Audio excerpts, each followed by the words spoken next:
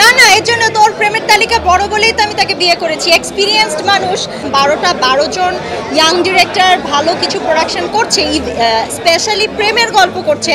এত বছরের যাত্রা এখনো পার করে যাচ্ছি ভালোভাবে, সুন্দরভাবে, এত বছর সংসারও করে যাচ্ছি। এই উদ্যোগকে আমি অ্যাপ্রিসিয়েট করছি এবং আমি খুবই আনন্দিত যে এত সুন্দর একটা উদ্যোগ চরকি নিয়েছে। চরকি সবসময় ভালো ভালো উদ্যোগ নেয়, ভালো ভালো প্রোডাকশন বানানোর চেষ্টা করে এবং ভালো প্রোডাকশন দর্শকদেরকে উপহারও দেয়। সো তার সুবাদে যে এরকম একটা মিনিস্ট্রি অফ লাভ, এরকম 12 জন ইয়াং ডিরেক্টর ভালো কিছু প্রোডাকশন করছে, স্পেশালি প্রেমের গল্প করছে। সো এটার জন্য আমার খুবই ভালো লাগছে এবং আমি আশা করব যে দর্শকরাও এই যে মারামারি কাটাকাটি এত, যদিও সব সিরিজই খুবই ভালো, সব সিরিজের দর্শকই আছে। সো এর বাইরে যে ভালোবাসা নিয়ে 12টা প্রোডাকশন হচ্ছে, 12টা ফিল্ম হচ্ছে, এর জন্য চরকিকে বাহবা এবং যে উদ্যোগটা নিয়েছে মোস্তফা সরোয়ার ফারুকী, তাকেও অনেক বাহবা। Thank you. না, সহধর্মিণী হিসেবে আমি তাকে সবসময় ইন্সপায়ার করি, সেটা কাজের ক্ষেত্রে হোক, পার্সোনাল লাইফে হোক বা যে কোনো সময় হোক। সহধর্মিণী হিসেবে আমি সবসময় তাকে সাপোর্ট করি, তাকে ইন্সপায়ার করি, তাকে তার ভুল ধরিয়ে দেওয়ার চেষ্টা করি এবং সে যখন ভেঙে পড়ে কাঁধ দিয়ে তাকে দাঁড়ানোর চেষ্টা করাই। এবং সেটা যে শুধু আমি করি তা না, সেও করে বলেই সে পাল্টা আমার কাছ থেকেও সেটাই পাই। সো এই জন্য হয়তো বা আমরা এত বছরের যাত্রা এখনও পার করে যাচ্ছি ভালোভাবে, সুন্দরভাবে, এত বছর সংসারও করে যাচ্ছি। সো ও যা বলেছে যে মূল গল্পটা, মানে মূল চিন্তাটা আমার এখান থেকে এসে, ইটস নট লাইক দ্যাট। অনেক দিন ধরে এরকম কথা চলছিল যে একটা প্রেমের গল্প করতে চাই, সুন্দর একটা গল্প করতে চাই। তখন আসলে আমিই তাকে বলেছি যে একটা কেন করলে আসলে অনেকগুলো করা উচিত, কারণ চেঞ্জের জন্য বা একটা দিয়ে আসলে খুব একটা বেশি চেঞ্জ আসে না। সো অনেকে যখন মিলে একটা রাস্তায় হাঁটা হয় তখন আসলে সেই রাস্তাটা আরও পাকাপোক্ত হয়।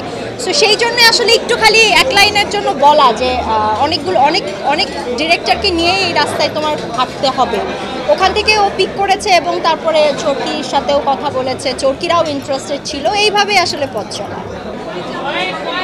মানে পরিচালকের সাথে থাকতে থাকতে আসলে পরিচালনা দেওয়া বা ডিরেকশন দেওয়া, আমি আর ডিরেকশন দিতে চাই না। আমি যখন পরিচালকের সাথে ছিলাম না তখন আসলে আমার মাথায় ছিল যে একসময় হয়তো বা আমিও ডিরেকশন দিব, আমিও ডিরেক্টর হব। কিন্তু তার সাথে সংসার করতে করতে দেখলাম যে আসলে ডিরেকশন অনেক কষ্টের একটা কাজ, এটা আমাকে দ্বারা হবে না। কি ইন্ডাস্ট্রি? আচ্ছা, বর্তমান নাটক ইন্ডাস্ট্রি সম্পর্কে আমি কোনো উত্তর দিতে পারবো না, বিকজ আমি অনেক বছর হলো নাটকে কাজ করছি না।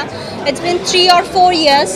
সো এখন আমি জানি না আসলে নাটক ইন্ডাস্ট্রির কী অবস্থা, বা এটা আপনারাই ভালো বলতে পারবেন, যারা করছে তারা ভালো বলতে পারবেন। এখন আসলে কোকোমেলনটাই বেশি দেখা হয়।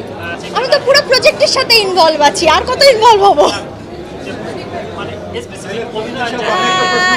এখন আসলে এত কিছুই বলতে চাচ্ছি না। সবে একটা নিউজ আপনারা পেয়েছেন, এটা দর্শকদের কাছে পৌঁছে দেন এবং আস্তে আস্তে এর উপরে মিনিস্ট্রি অফ লাভে অনেক সারপ্রাইজ আছে, অনেক গিমিক আছে, অনেক আপস অ্যান্ড ডাউনস আছে, সব আপনারা আস্তে আস্তে জানতে পারবেন। খুবই কঠিন প্রশ্ন। না, ইটস নট লাইক দ্যাট। আমরা আসলে অনেক নারী ডিরেক্টরের সাথেও বসেছি, যাদের সময়, সুযোগ, গল্প সব কিছু ব্যাটে বলে মিলে গেছে, তাদের সাথেই আমাদের এই মিনিস্ট্রি অফ লাভ করা হচ্ছে। এমন না যে নারী ডিরেক্টর বাংলাদেশে, হ্যাঁ নারী ডিরেক্টর কম্পারেটিভলি বাংলাদেশে কম আছে, বাট অনেক ভালো ভালো নারী ডিরেক্টর আছে। মিনিস্ট্রি অফ লাভের সিকুয়াল যখন হবে অবশ্যই তারা যুক্ত হবে। এইবারে আসলে সময়ের জন্য একটা ডেডলাইন আছে বলে সময়ের জন্য অনেকেই যুক্ত হতে পারেনি, কিন্তু নেক্সট সিজনে অবশ্যই তারাও যুক্ত হবে। আর পুরুষরা এখন বেশি আছে, আমরা আসলে পুরুষদের চোখে নারীর প্রেমটাকে দেখতে চাই, দেখি না কিরকম হয়। ওকে, ডান। কে